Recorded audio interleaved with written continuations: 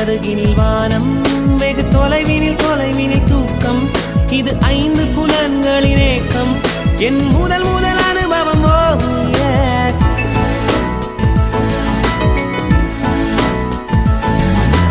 ஒலியின்றி உதடுகள் பேசும் பெரும் புயலென வெளிவரும் சுவாசம் ஒரு சுவடின்றி நடந்திடும் பாதம் இது அதிசயம்